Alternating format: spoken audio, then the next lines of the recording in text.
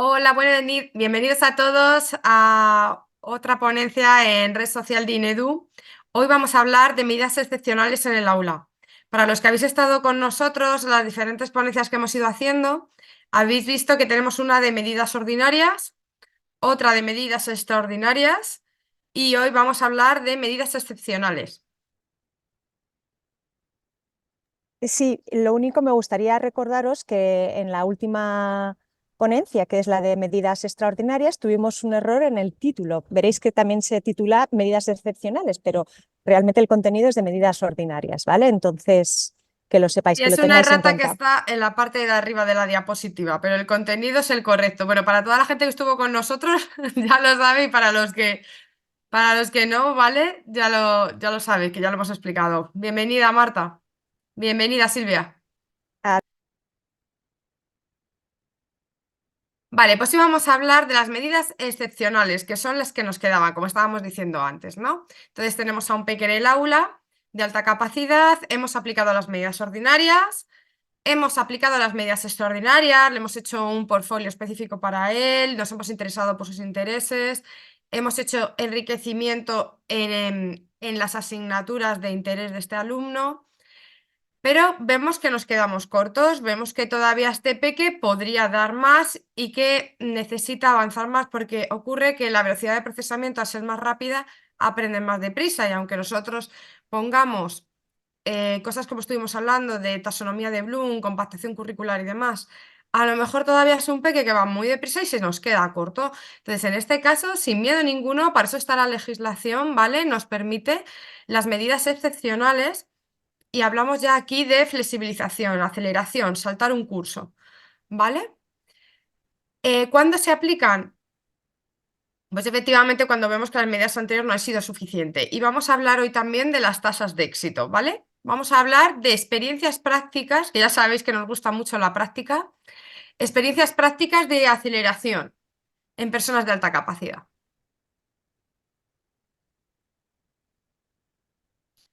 Bueno, para que tengamos en cuenta un poquito el marco legislativo, está contemplado a nivel estatal, ¿vale? Esto es para todas las comunidades autónomas, en todas se puede flexibilizar, ¿vale? Lo que sí que puede ser es que el procedimiento varía mínimamente de una comunidad autónoma a otra, ¿vale? Es cierto que es necesaria autorización expresa por parte de las autoridades educativas de la comunidad autónoma, pero donde está recogido es en la legislación estatal. Se pueden eliminar hasta 2 cursos en primaria y se puede eliminar hasta 2 cursos en secundaria, ¿vale? Adelante. ¿Cuándo se aplican? Bueno, pues aquí os he puesto estas diapositivas de las 5 preguntas, ¿vale? ¿Qué preguntas como docente me puedo hacer para preguntarme si, a pesar de tener estas medidas que ya tengo extraordinarias para mi alumno, puede ser que no sean suficientes y a lo mejor tenemos que hablar de excepcionales? Os dejo abajo el enlace al blog de Roberto Colom. A mí me parece un hombre interesantísimo que plantea cosas muy interesantes, ¿vale? Y de ahí vienen estas 5 preguntas, ¿vale? Vamos con la primera. Perdona, Alba, Presenta. es el blog Dime. de Roberto Ranz. Es que Ay, perdón, disculpar, de tenemos Roberto muchos Ram, Robertos disculpar. fantásticos. Error. Disculpar, de Roberto Ram, disculparme. Presenta al alumno alta motivación, constancia y compromiso cuando se le plantean retos. Bueno, lo de los retos es en general, ¿vale? O sea, tenemos que ver también no solo lo académico aquí, ¿vale? Sino también a nivel social, ¿vale? Cuando hablamos de retos, ¿vale? Pues presenta el alumno alta motivación, constancia y compromiso, ¿vale? Nos lo planteamos respecto de nuestro alumno y pasamos a la siguiente pregunta. ¿El rendimiento del alumno es muy superior al del resto de compañeros de su edad, curso y al menos se sitúa por encima del percentil 50 cuando lo comparamos con el de sus futuros compañeros escolarizados en un curso superior? Vale, aquí rendimiento. ¿Qué queremos decir con rendimiento? Bueno, tenemos que tener un alumno que vemos que académicamente también lo va a poder asumir, ¿vale? Entonces, este rendimiento tenéis que tener en cuenta que lo vamos a comparar con el de alumnos que es un año mayor, ¿vale? Entonces, tiene que estar por encima de ese percentil 50 si le comparamos con los alumnos del curso superior. ¿Por qué esto? Pues para garantizarnos que el esfuerzo que va a tener que hacer este alumno no va a ser excesivo, ¿vale? Siguiente pregunta. ¿Tiene el alumno la suficiente madurez socioafectiva y las habilidades sociales necesarias para relacionarse con alumnos más mayores e integrarse en un nuevo grupo? Mirad, para mí esta es la clave, ¿vale? Hay dos claves, esta y la que es la quinta pregunta, ¿vale? Pero esta es muy importante, porque tenemos alumnos que a lo mejor cognitivamente les vemos que pueden tener la capacidad, ¿vale? Para estar en un curso superior, pero a lo mejor les vemos que están muy bien con sus pares de edad a nivel maduro social afectivo.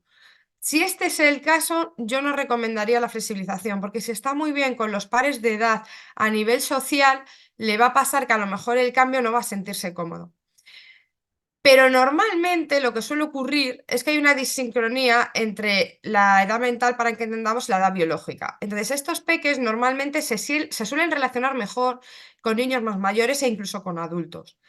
¿Qué ocurre? Que esta suele ser la clave porque pueden encontrarse mucho mejor a nivel social con la gente de un curso superior que con las propias de su clase. Es decir, cognitivamente, a nivel académico, no les va a suponer demasiado esfuerzo el estar en un curso superior, o incluso a lo mejor esfuerzo ninguno y les tenemos mucho más interesados y entretenidos, pero pueden tener una gran mejoría social al cambiar a un curso superior. ¿Apoya la familia la medida de la aceleración y están de acuerdo con la misma? Bueno, aquí esto es un tándem, ¿vale? Roberto Ranz pone la familia, ¿vale? En concreto pone a los papás y habla de ellos en su blog, pero yo creo que es tanto la familia y el entorno cercano, porque a lo mejor tener en cuenta que ese peque tiene muy buena relación con el abuelo o la abuela vive en casa o tal. Bueno, necesitamos que haya en la unidad familiar, ¿vale? Que haya interés en que esta medida se lleve a cabo. Tiene que estar, por supuesto, de acuerdo el colegio, tiene que estar preparado y también tiene, evidentemente, que quererlo el alumno. Esto que se han visto casos de que los padres están muy a favor, pero el niño no, no funciona, como todos podemos entender. Entonces, tiene que ser un conjunto en el que todos estén de acuerdo con esta medida. E incluso yo soy muy partidaria que a partir de determinadas edades, que lo puedan entender, obviamente, el explicárselo y que ellos mismos tomen su propia decisión. ¿Vale? Decir, mira, esto es lo que consiste, esto es lo que va a haber, no, porque y que te planteen sus dudas, sus preguntas, sus miedos, porque las van a tener, ¿vale? Entonces, que te pregunten, ¿y qué pasa con mis compañeros de clase? Y ya no los voy a ver más, ¿y qué pasa con los nuevos? Y darles alternativas. En estos casos, por ejemplo, dicen, no, es que tengo muy buena relación con dos alumnos de mis pares de edad y no quiero perderla. Bueno, pues dar alternativas al peque, decirle, bueno, no te preocupes, les vas a ver en los patios, les vas a ver en las extraescolares y además no te preocupes que a nivel de entre familias vamos a quedar también fuera del cole para que tengas ese tiempo con tus amigos, ¿vale? Y luego al revés, cuando ya suben de curso y tienen nuevas relaciones, claro, son nuevos en la clase. Entonces, aunque los profes lo hagan fenomenal, también con las familias tienen que facilitar todo lo posible la relación con los nuevos alumnos, ¿vale? Para la parte social que estábamos comentando antes. Y la quinta pregunta, ¿vale? Súper importante, gran parte del éxito, o sea, para mí las dos claves, la parte emocional y la visión y misión del centro educativo están alineadas con la atención a la diversidad y la filosofía que subyace a la aceleración. Y el profesorado del centro tiene la disposición idónea para que la aceleración sea exitosa, con un compromiso explícito de su parte para que así sea. Vale, esta es la clave, ¿vale? La formación. Si los profes tienen formación en altas capacidades, si han tenido casos de aceleración antes, si están preparados, si hay otro alumno que ya ha acelerado antes en el mismo aula o hay otro alumno de altas capacidades en el aula al que el nuevo alumno va a ir. Si el centro está alineado con esto, entiende que es una medida más, la aceleración, necesaria para los alumnos de alta capacidad. Aquí está la gran parte del éxito, tiene que ver con esto, ¿vale? Que socialmente se haga bien y que el centro tenga experiencia para poder hacerlo. Y la experiencia, todos, a ver, cuando quiero decir experiencia, es siempre hay una primera vez, ¿vale? Todo colegio, todo tal, sin miedo, siempre hay una primera vez. Lo que tiene que haber es la formación, ¿vale? Cuando se necesita este tipo de formación, oye, no lo he hecho antes, como profe tengo preocupaciones, el director del centro no sabe cómo hacerlo, tenéis problemas con los papeles, también, ningún problema, ¿vale? Nos consultáis. Nos consultáis, tenemos al final nuestro correo electrónico, pero también os ponemos en el mail el nuestro y el de Maque, el mío y el de Maque personal, ¿vale? para que cualquier duda que tengáis en un cole, en la aplicación, nos preguntáis, ¿vale? Yo os apoyo más en la parte legislativa y más que más en la docente, ¿vale? Pero cualquier cosa nos preguntáis. Pero esto es gran parte del éxito de la aceleración. Vale, ¿qué nos dicen las investigaciones empíricas sobre la aceleración? Bueno, pues sorprendentemente todos los estudios y además con unas cifras apabullantes de éxito, ¿vale? Ponen la aceleración como una estrategia de intervención académica que es claramente concluyente con los beneficios, consistentemente altas, ¿vale? Estos son estudios del año 2004.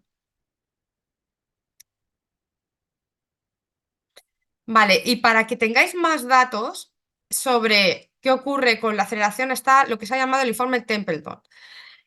Aquí os dejo un enlace de YouTube con el doctor Nicolás para que podáis ver este informe, cómo se lleva a cabo en Estados Unidos y qué resultados al final obtuvo. Aquí os pongo, por ejemplo, que no hay duda para los educadores de que a pesar de que hay una abundante investigación que dice que son muy positivos los resultados, a los educadores les cuesta muchísimo el tomar esta medida. Y en la siguiente diapositiva vamos a ver las tres causas en las cuales pensamos que es el porqué. Lo primero son las causas académicas, no académicas de que el alumno no tenga la capacidad de subir de curso, no, sino las dificultades del propio centro a la hora de poner los horarios, de pasar el alumno de un curso a otro, especialmente secundaria, esto es especialmente tal.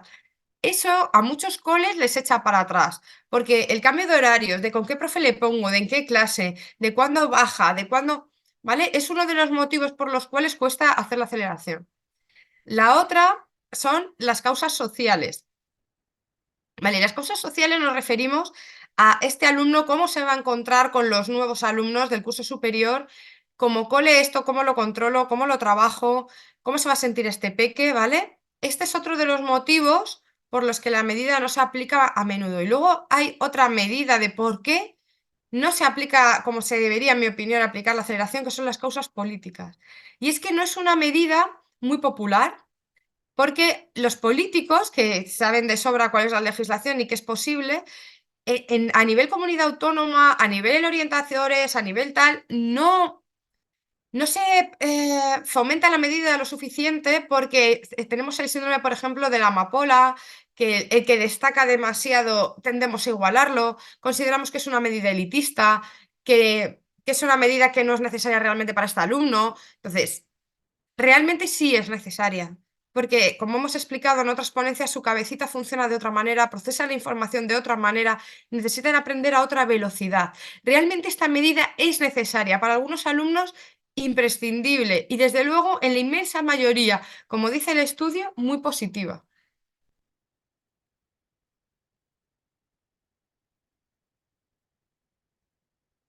Y ahora os paso con Maque, que ya vamos a hablar desde la experiencia de la aceleración de una alumna y el caso práctico. Muchas gracias, Alba. Disculpad un segundito, es que me están llamando, acabo de colgar, pero siguen llamando. Ya está. Aquí estoy con vosotros. Yo tengo un par de diapositivas solamente porque voy a hablaros desde la experiencia, ¿vale? Entonces, os dejo estas diapositivas para que simplemente, bueno, tengáis algo visual en lo que apoyaros, pero si os parece, vamos, básicamente centraros en lo que yo os voy a contar. Antes de proceder a una aceleración, ya hemos visto en ponencias anteriores, ¿no?, la necesidad de conocer bien a nuestro alumno, ¿no?, y saber cuáles son sus verdaderas necesidades, ¿no?, cómo se encuentra. Entonces, ¿qué necesitamos hacer? Cosas que no se nos pueden pasar por alto, ¿no? Una, ¿cuáles son? Perdonadme que me los voy a saltar de orden, pero ¿cuáles son sus intereses académicos? Si es un niño que está, niño o niña que está bien adaptado al aula o que está continuamente aburrido y que es lo más habitual, ¿no? Y que el ritmo de la clase pues no lo llevan bien, no lo soportan bien y bueno, se les hace muy tediosa la asistencia al colegio. Os voy a comentar todo esto haciendo la referencia al ejemplo, al caso práctico de la aceleración que hicimos con mi hija mayor, ¿vale? mi hija mayor aceleró de primero a tercero de la ESO, que es, me parece, como si fuera de octavo grado a décimo, ¿vale? En Estados Unidos, para los que nos escucháis del otro lado del charco. Entonces, era su caso, ella estaba completamente aburrida y además no tenía nada de relación con sus compañeros. Ahí también entra la situación emocional, ¿vale?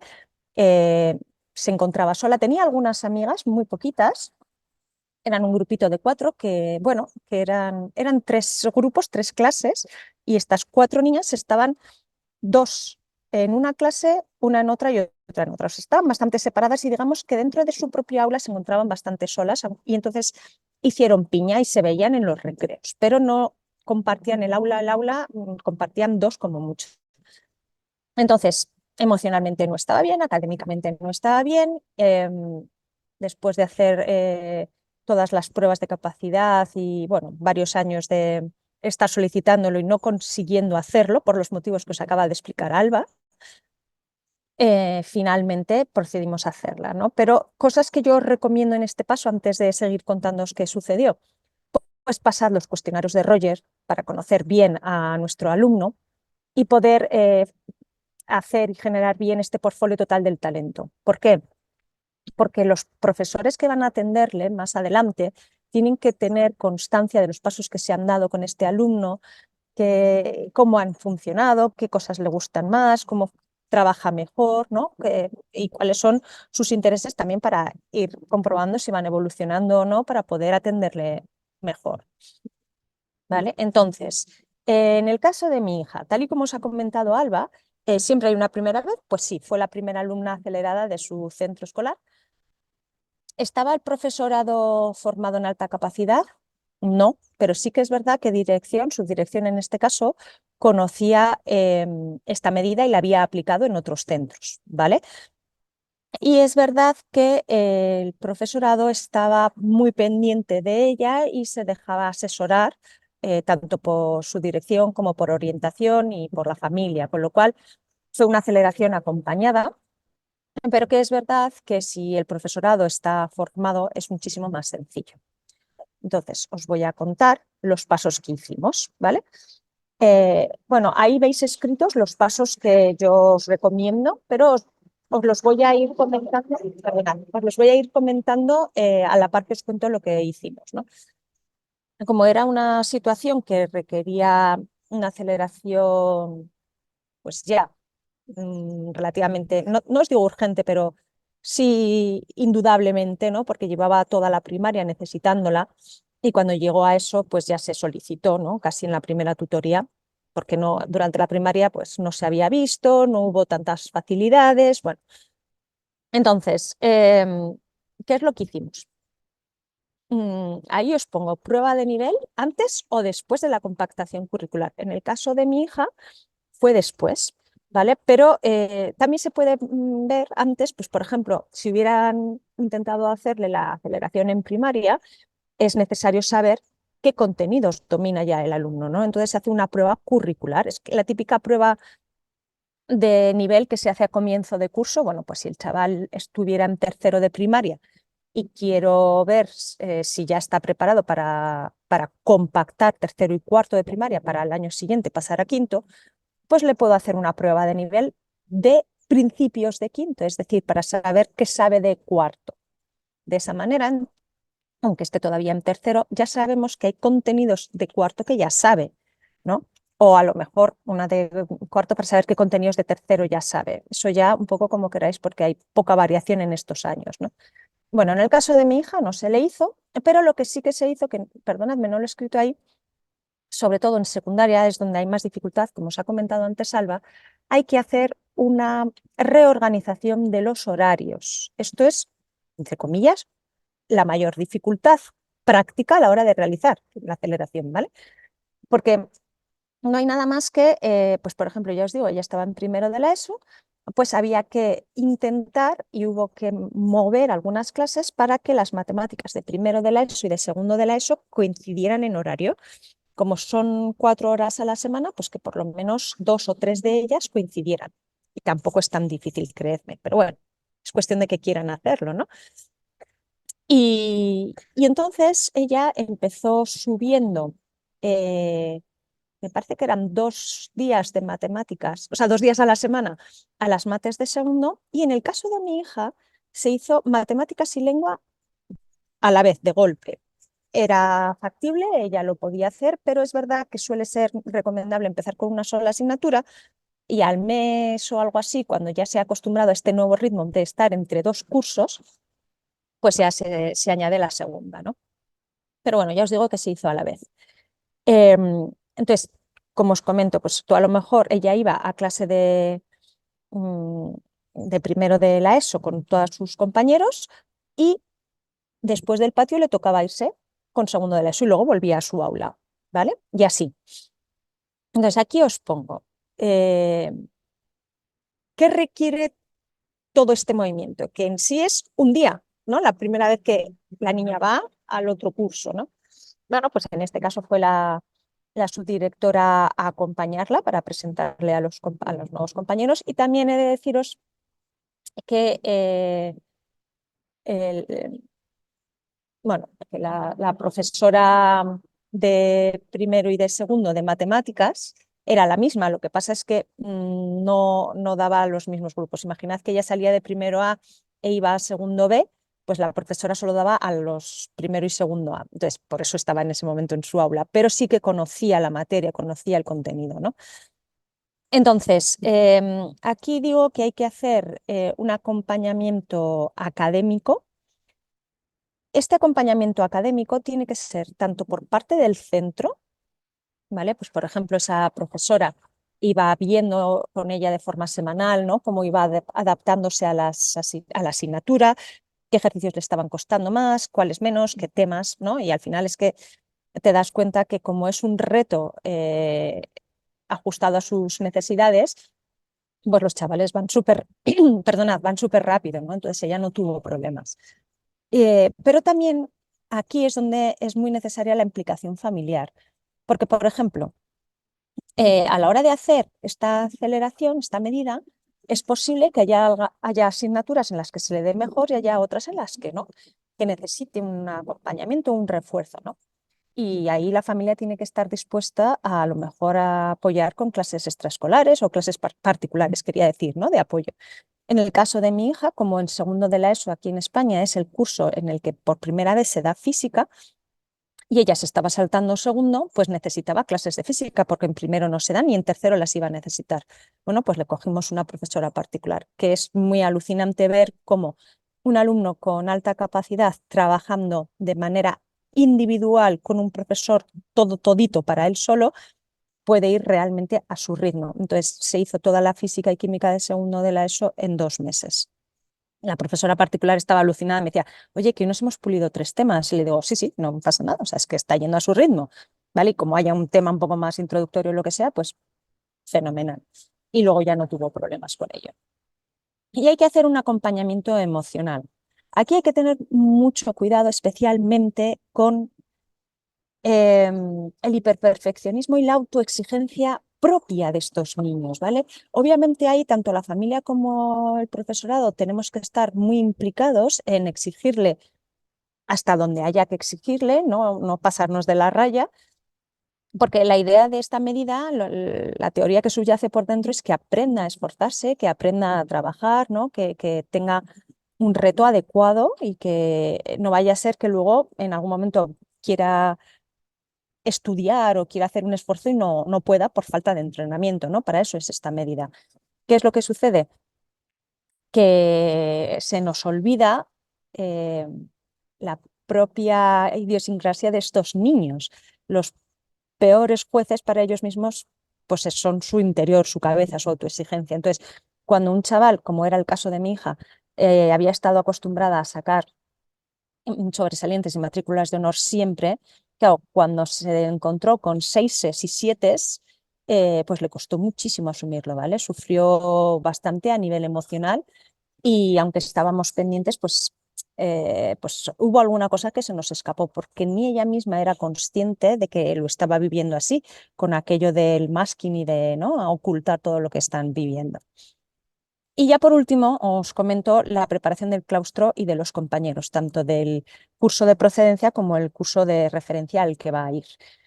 No se puede coger a un niño y soltarlo en una clase directamente. Como os he comentado, la subdirectora el primer día le acompañó, pero antes de eso sí que se pasó por ese curso, de esa clase, ese aula a la que iba a ir para comentar, chicos, va a venir una niña de primero que va a estar viniendo unos días a matemáticas y lengua para ver qué tal le va, porque parece que aprende más rápido y entonces, pero, o sea, hay que comentarlo.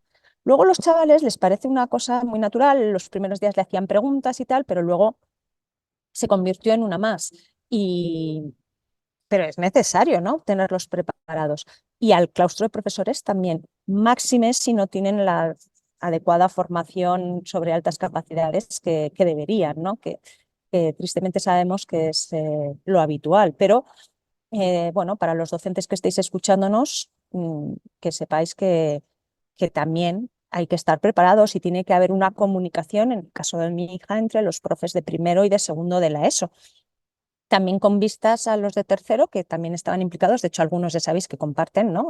Cursos, porque va a necesitar esto, esta parte se le está cogiendo aquí una pequeña laguna, porque esto no lo ha visto, pero lo va a entender muy rápido. Entonces, bueno, ver si le hay que darle algún dossier, alguna lectura extra para que refuerce. Bueno, pues ahí los profes tienen que estar preparados y también implicados en esta medida. Bueno, y ya para finalizar, eh, hemos comentado al principio con las compañeras que estaban conectadas que este es nuestro último vídeo, nuestro último taller para Dimedu de este curso. Ya veremos si el año que viene continuamos trayéndoos formación sobre altas capacidades. Pero así a modo de despedida queríamos mandaros un regalito y que sepáis que todos los que estáis inscritos y nos habéis dado vuestro email, como siempre vais a recibir la grabación de este taller y además vais a recibir un vídeo en el que mi hija, Alicia, os cuenta en primera persona esta experiencia que vivió en su aceleración. Y bueno, le escucharéis hablar a ella de cómo lo vivió. Quiero que sepáis que para ella ha sido la mejor decisión que hemos tomado en cuanto a su educación. Me lo ha dicho ahora que ella es mayor y se lo he preguntado. Y también quería comentaros una frase muy bonita que me dijo el primer día que, bueno, esto fue primero y segundo, o sea, cursó primero y segundo de la ESO de forma compactada y en septiembre empezó en tercero de la ESO. Bueno, pues el primer día de tercero, cuando vino, le pregunté que qué tal y su frase fue, mamá, toda la vida siendo un bicho raro cuando debía de haber sido una más y ahora por fin soy una más cuando teóricamente debería haber sido un bicho raro. Así que quiero que sepáis que los niños que necesitan esta medida bien aplicada es su tabla de salvación para no desengancharse de su aprendizaje y para encontrarse mejor dentro del sistema educativo. No sé si Alba quieres darte voz para despedirte. Sí, pues muchas gracias a todos por haber asistido al taller de hoy. Hoy vemos que no nos habéis dejado preguntas en la cajita, así que de todas maneras ya sabéis que para cualquier cosa podéis contactar con nosotras. Tenéis ahí el correo de Trestalent, pero el mío es info@educade.es y el de Mac es...